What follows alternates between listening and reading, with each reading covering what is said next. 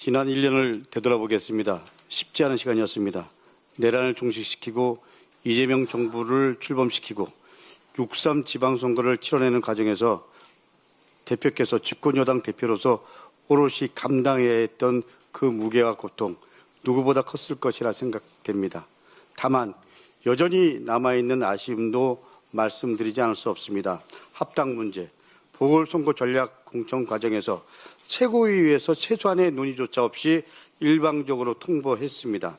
대표께서 지방선거에서 사무공천을 강조하셨지만 되돌아보면 여전히 아쉬움과 해안과 마음의 무거움이 남아 있습니다.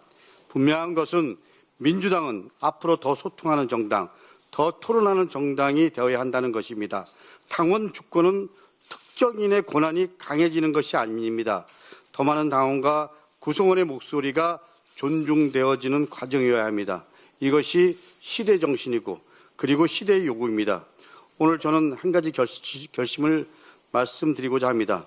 저는 이번 지방선거 결과에 책임을 지고 차기 최고위원 선거에 출마하지 않습니다. 선거 결과에 대한 평가는 분명 다를 수 있습니다.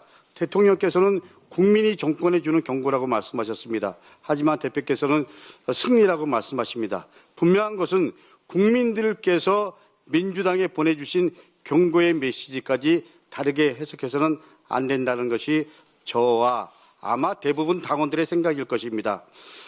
며칠 전 박수현 충남도지사 당선인도 선거 결과에 관련해서 당의 성찰과 반성을 촉구했습니다. 저는 박수현 당선인 말에 공감합니다. 반성의 주체는 너가 아니라 나이고 우리 모두입니다. 그래서 저는 그 책임에서 저 자신부터 외회가 될 수 없다고 판단했습니다. 저는 정치를 하면서 결과가 좋을 때 공을 나누는 것보다 잘못됐을 때 책임을 지는 것이 기본이라 배웠고 그것이 여전히 도리이고 그리고 제 나름 원칙이라고 믿습니다. 지난 19일 발표된 한국 리서치 여론조사 결과를 보면 이번 지방선거에서 민주당 후보를 선택한 이유를 묻는 질문에 이재명 대통령이 잘하기 때문이라는 응답이 83%였습니다. 반면에 민주당이 마음에 들어서라는 응답은 58%에 그쳤습니다. 국민은 민주당을 찍은 것이 아니라 이재명 대통령을 찍었던 것입니다. 이 냉정한 사실 앞에 민주당은 당대표 포함해서 지도부 모두가 겸손하게 성찰하고 그리고 진지하게 되돌아봐야 합니다. 민주당은 이재명 정부와 한 배를 타고 있습니다. 배 선장이 둘일 수 없습니다.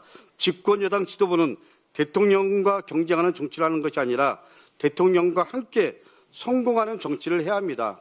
다가오는 전당대회를 통해 선출될 새로운 지도부는 국민과 당원이 뜻을 담아서 그리고 그 뜻을 나침판으로 삼고 더 낮은 자세로 그리고 더 유능함으로 이재명 정부와 긴밀히 호흡하면서 이재명 정부의 국정 성공을 확실하게 제대로 한 채의 오차도 없이 뒷받침해야 합니다. 그런 지도부가 되어야 합니다.